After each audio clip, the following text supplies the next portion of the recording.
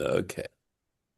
Welcome. Baruch atah Adonai Eloheinu melech haolam asher kitshanu b'mitzvotav v'tzivanu la'asok b'divrei Torah. Amen. Amen. So we're just actually finishing up the poetry. And this is Bilaam's prophecy, the one that just came straight from his heart. But he has a... Sorry, that's me. Okay, I guess somebody needs to mute. Wow. Okay. So the the point they show is that in some ways, if you sort of look between the lines, you can see that he doesn't really want to bless. He really does want to curse the Jewish people and curse the Israelites. And you can sort of look in and even though his words are very sweet, there are some suggestions as to the fact that he had no choice. God forced him to bless them. So just trying to finish this up, if I may, in terms of the poetic elements of this. Yizalmaim mi dalyav, right? The water will flow from his springs, and that's based on Rashi here. V'zar'o b'mayim rabim, and his seed in mighty waters. Vayarum me Agag Malko, his king will be exalted above Agag.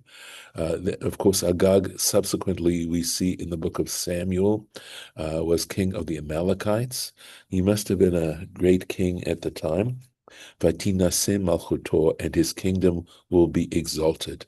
What is so cool is that Onkelos totally takes this differently. He pulls out the metaphor of the language, and I'm going to try and do my best to translate the Aramaic here. Yiske Malka, right? So it says my, right? Water will flow from his springs, but here he says the king, right? Will be more powerful.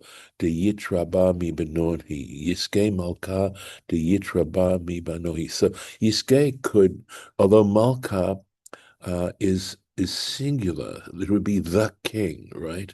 Will be more powerful. He will be stronger than his or greater than his sons.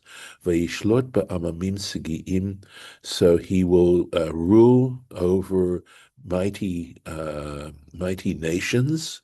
Vayitkuf me'agag malka. This more a literal translation, right?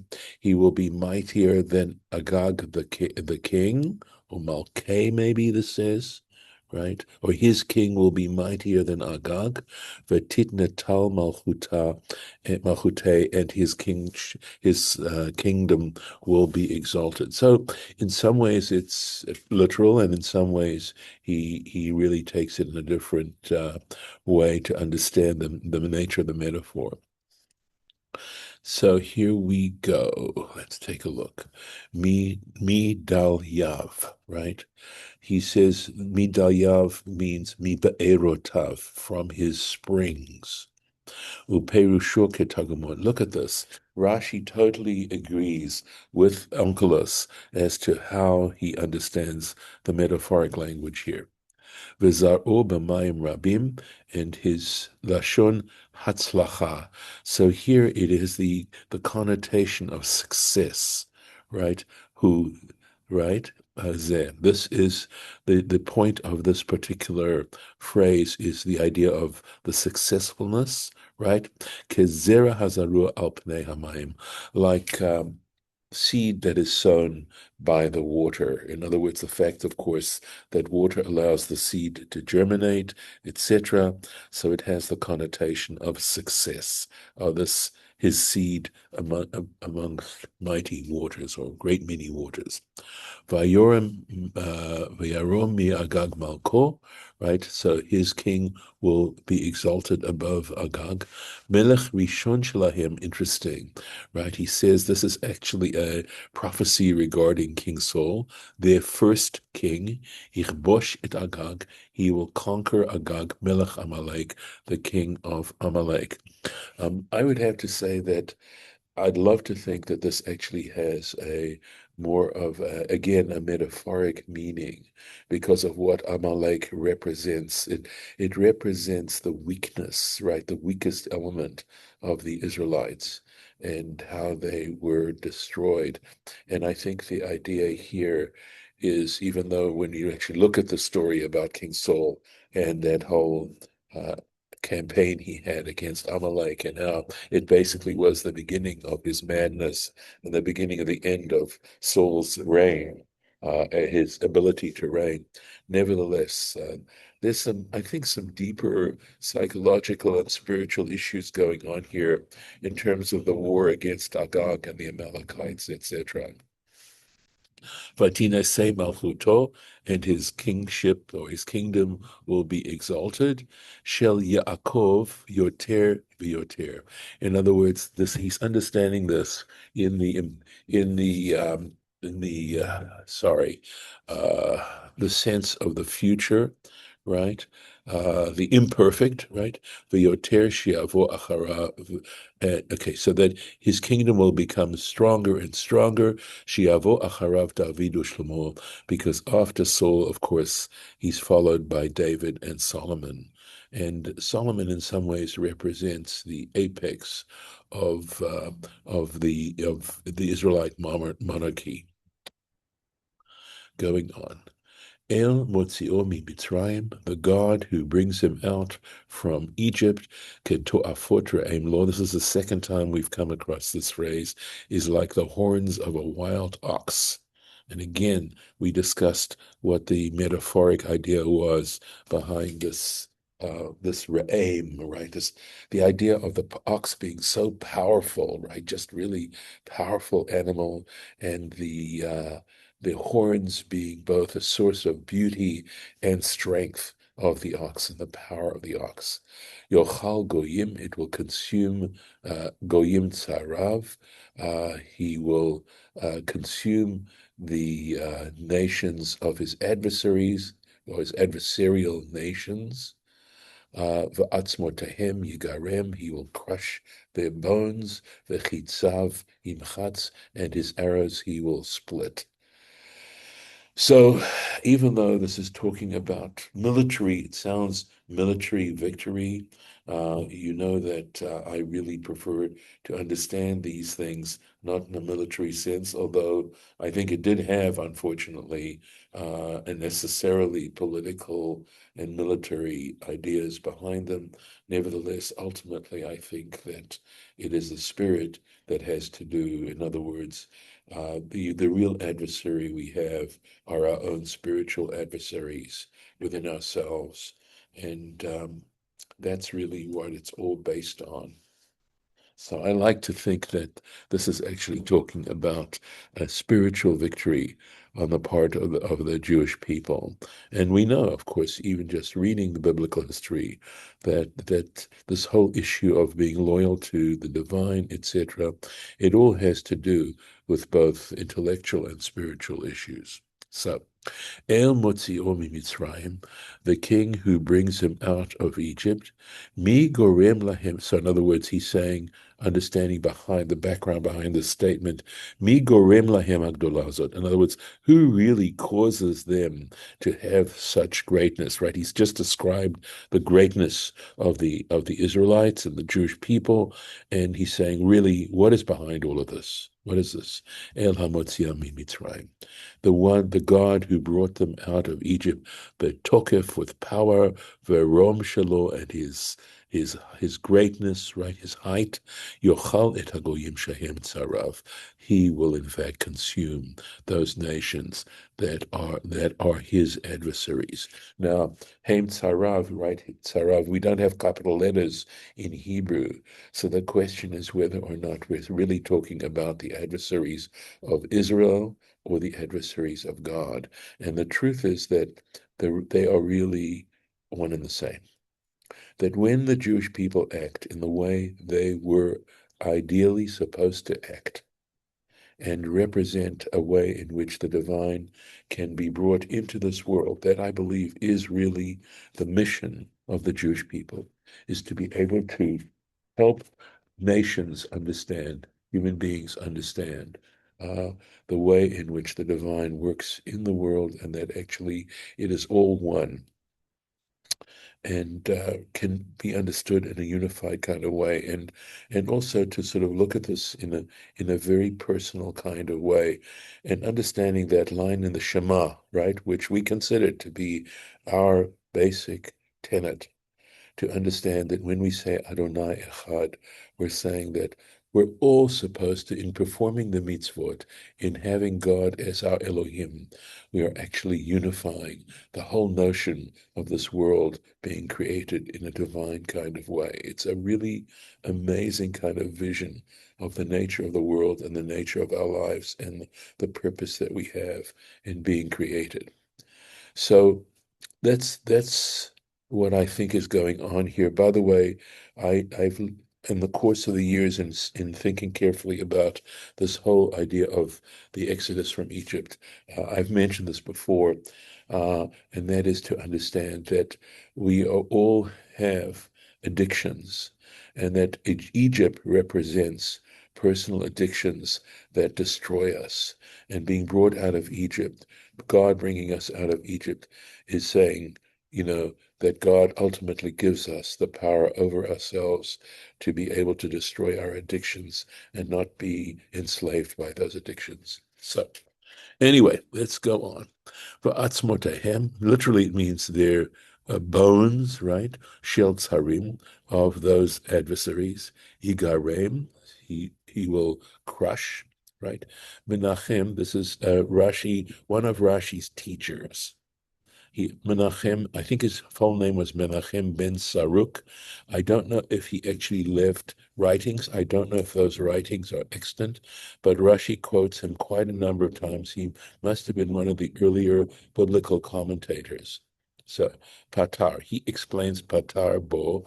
He explains this Lashon Shvira. He understands this Yigarem as having the meaning of breaking, right? V'chein, and so we see in Zephaniah 3, chapter 3, the prophet, Lo garmu laboker. So the whole statement is, and I saw this in the Sepharia translation here, wolves in the evening, it's not here, right, in the Hebrew, didn't, Lo garmu laboker, they didn't grind the bones in the morning. So I'm not familiar with this particular prophecy. Again, understanding it as poetry and deeply metaphoric. At any rate, that's a quote. But clearly, the word garmu has to do with grinding. Rashi gives another example in Ezekiel 23. Ve'et charseha tegarme, right? And its clay vessels, it will shatter, right? It'll break. Va'ani Omer, Rashi, again, those sort of rare times when Rashi offers his own personal opinion. Va'ani Omer, and I say Lashon Etzemhu, that the word Garem actually has to do with bones. And in fact, if I'm not mistaken, in Jacob's prophecy, where he talks, I think it's about Issachar, and he uses this word Gerem in describing Issachar as a large boned donkey willing to bear the burden.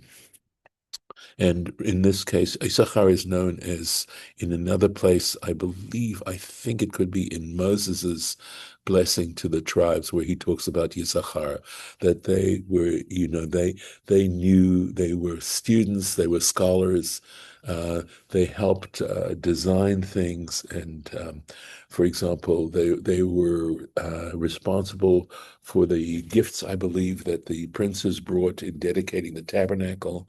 They also were known as astronomers, etc., and maybe astrologers as well.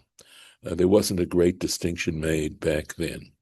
So he says this word gerem has to do with etzem, with bones, who shemegarer habasar. Why? It has to do with the idea of chewing on the meat, beshinav, with his teeth, misaviv, from around the bone, umoach shebifnim, and the marrow on the inside, uma'amid ha'etzem al armimuto, and he leaves the bone bare.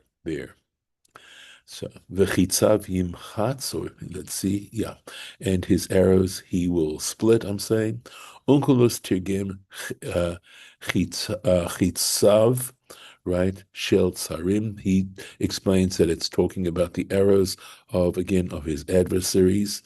Chalukah shelahem.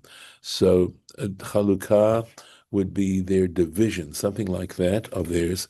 Kamo ba'alei chitzim. So there's where it says ba'alei chitzim means essentially bowmen, right? Mare plukta, rebels. So other manuscripts of the Rashi say Lashon Chalukah. So he says there Chalukah v'chetzia, meaning to divide, to split, in that sense of dividing. V'chein yimchatz lashon, and so the word yimchatz, he will split, has to do with the idea, has the denotation shoftim hey in Judges 5, umachza v'chalfa rakato. This is referring to what Yael did to Sisera, right? She split and divided his forehead. Sheyachzu et artsam, and here it has to do with the idea of, I believe, the conquest of the land of Canaan, right? They will divide up, they will split up their land, veyesh liftor, but one can also understand this as having the meaning of chitzim mamash, meaning arrows, right? Chitzav shel HaKadosh Baruch Hu, meaning the arrows of the Holy One, blessed be He. Imchatz b'damam shel tsarim. He will again, I think, the arrows will be stained with the blood of the adversaries. Yitbol v'yitztab'a b'damam. Their arrows will be dipped and colored by their blood, as is mentioned in Tehillim Samachet, Psalm 68, Leman timchatz raglacha badam, in order that your feet be stained with, and is this mimchatz, right? Badam, in blood. Ve'eno zaz milashon makah, and in this sense, it still has the connotation of a wound, or striking, kamo machatzti. So like the word machatzti, I have wounded, something like that. Shehatz savua badam, because something that's stained with blood, near it seems ki'ilu machutz v'nagua. It looks as if it's been wounded, and nagua is the same kind of idea, right? And injured. Kara, so he has shachav kari, so he has crouched, he has lain down like a lion, uchilavi miyikimenu, and like a young lion, who will cause him to get up, right? Who will be able to force him to get up?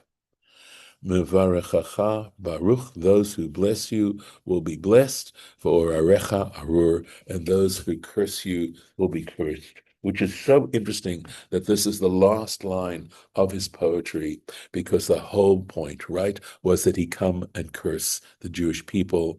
And this is, of course, a reflection and an echo of a promise that God gave Abraham when he told Abraham to leave his country right there in Lech Lecha. Basically, it says, those who bless you will be blessed, and those who curse you will be cursed. And again, we look even today, right, at the fact that people are so ready to curse with the rise of anti-Semitism, and that idea that there is more to this than simply, political issues going on, that there are also spiritual issues going on, and that in some ways it represents that people who hate the Jewish people, in other words, in some ways, hate the Jewish people who are supposed to and dedicated and have the identity with God. So that's in that there. Let's take a look and see if I can take care of the Rashi. Right. Kara shachav kari. He crouched down, he lay down like a lion. Targum. So he's going to take us to the Targum. Yit yashvu ba'arsam. He said, very nice. He says the idea is that they will be established in their land, bekoach uvegvura, with power and with strength, with might. In some ways, it sounds prophetic, right? Let's take a look at the Onkelos here. Right, okay. Here we go. Yanuach, they will be at rest. Yishrei bitkof, they will be established or be there in power, in strength. Ka'arya, like a lion. Ukaleta, that's like, I think, a leta. Late de yikimenu, and like a young lion, no one will be able to, cause him to rise. So the idea of them being securely established in the land of Israel, and here nowadays we see this attempt to get them out. So interesting. Marichayach Yehon Parachin, those who bless you will be blessed.